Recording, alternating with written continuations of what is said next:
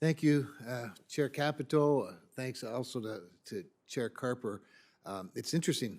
Here we are. It's sort of unofficially Infrastructure Week in the Senate, I think, and yeah, who knows for sure, right? But I think we are approaching a vote later today on at least proceeding to the measure on the bipartisan negotiated transportation infrastructure package.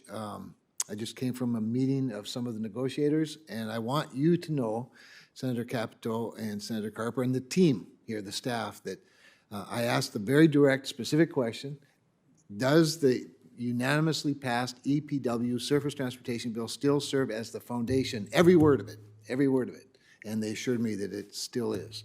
So I hope that's what you're hearing as well. But so here we come, and here we go, and we're off to the next big infrastructure discussion with you all here as we talk about WRDA. And we've had a lot of discussion, obviously, appropriately, in the committee and today already related to the calculation of the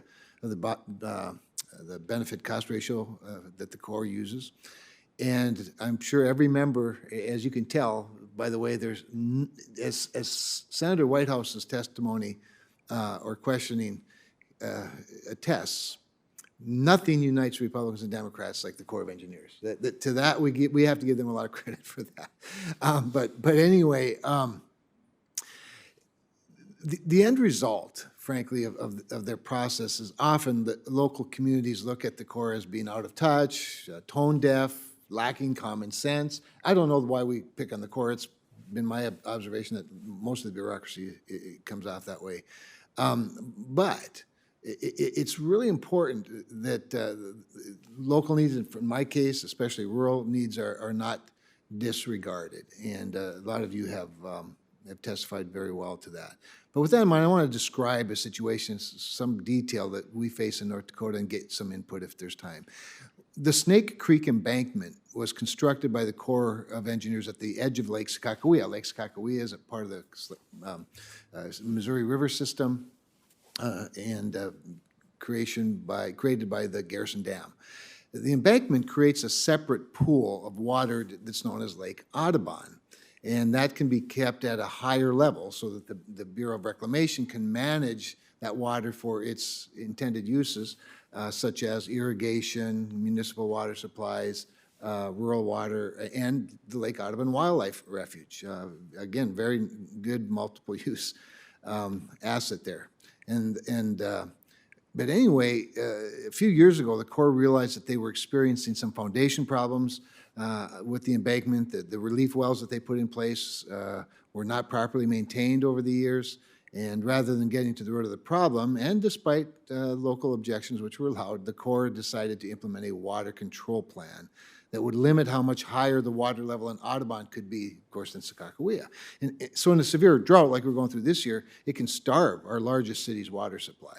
It certainly hurts the shores of the wildlife refuge and misses every priority. So when this was brought to my attention, the Corps simply said they couldn't account for water supply, irrigation, or the needs of other federal agencies in determining the importance of the project, even though the end users were the main reason the embankment was built in the first place.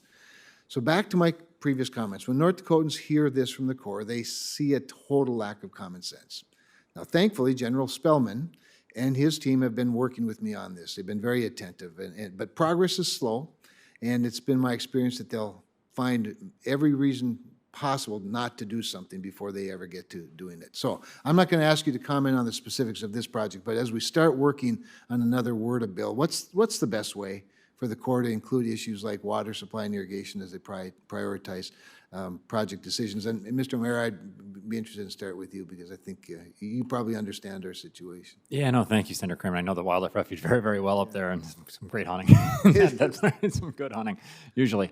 I think this is just another example of why we need a broader benefit cost analysis. And I'd like to see the impacts on the ecosystem actually accounted for in a major way. The loss of the hunting and fishing revenue revenue that comes from that part of the state that's not going to be there if it's dry. I mean, you're looking at I don't know, I think your outdoor economy is, 40 billion, 50 billion across the state or across maybe both Dakotas. And so, I would like to work with you on this because I think it's replicated all across the country. And frankly, if you had a bunch of McMansions that were worth, $3 million a piece lining the shore, you would qualify better than this amazing habitat that's one of the most important in the country. Anybody else quickly? Ms. Larson. So congratulations, you stepped on the third rail of water supply. One of the things in particular with water supply, not one of the primary emission areas, these authorized projects have multiple, often competing uses, and so there's this trade-off analysis. And while the Congress seeks to address it, I would also suggest there are so many regional priorities. What are in the upper Missouri Basin states have different priorities than, say, the Southeast, than, say, the reservoirs in Oklahoma and Texas. And then Western water issues have their own character as well. And so we know that this is really complex from an ill-fated core rule that was withdrawn a few years ago.